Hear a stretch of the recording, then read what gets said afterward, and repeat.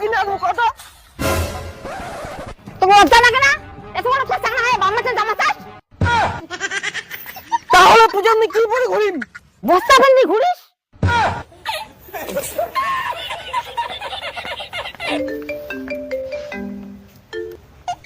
হ্যাঁ বেবি বলো।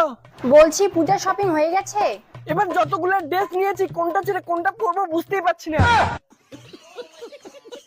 আচ্ছা কালকে তো সপ্তমী, ঘুরতে নিয়ে যাবা না? যাবো তো। ঠিক আছে কালকে তাহলে দেখা হচ্ছে। মনে হয় এবার বস্তা পরে ঘুরতে হবে। এই কোথায় তুমি? আমি রেডি হয়ে রাস্তার মধ্যে দাঁড়িয়ে আছি। হ্যাঁ বেবি আমিও তো রাস্তার মধ্যে 2 মিনিটের মধ্যে আসতেছি, দাঁড়াও।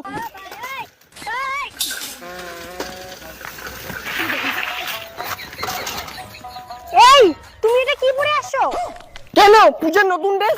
কি তোমার এটা নতুন ড্রেস? এটা তো বস্তা। সববারে তো কাপড়ের জামা পরে ঘুরি, এবার না হয় বস্তা পরে ঘুরবো।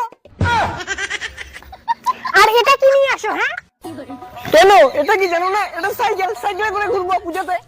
হাট, তোমার কি মনে হয় আমি সাইকেলে করে ঘুরবো? একটা বোতল ঘোরার লোক বাইক নিয়ে বোতল ঘুরায়, আর তুমি সাইকেল নিয়ে আসো আমাকে দুর্গাপূজা ঘোরাতে।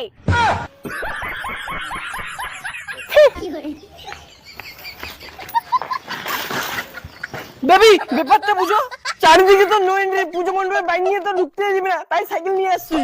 দেখো তোমার এই ভাঙা সাইকেলে আমি ঘুরতে যাব না, বাইক নিয়ে আসলে আসো, না আসলে আমি গেলাম।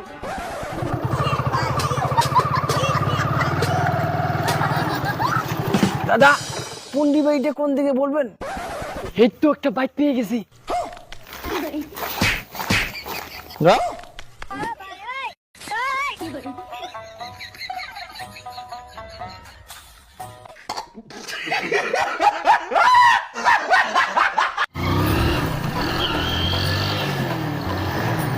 এই যে বেবি বসো, বাইক নিয়ে আসছি।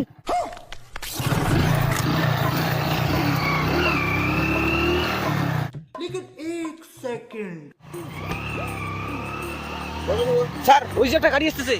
এই দাঁড়া। এই তোদের হেলমেট কোথায়? স্যার আনতে ভুলে গেছি। আনতে ভুলে গেছিস মানে? হেলমেট না পরে মোচা মারা। স্যার এদের চালান কাটুন তো। এই তোর নাম কি? স্যার রাকেশ বর্মন। এই নাম্বারটা স্ক্যান কর তো, তোর লাইসেন্সটা দে। এই দে লাইসেন্সটা। স্যার কি নাম বললো? রাকেশ বর্মন। এখানে তো লেখা আছে দীপেন বর্মন।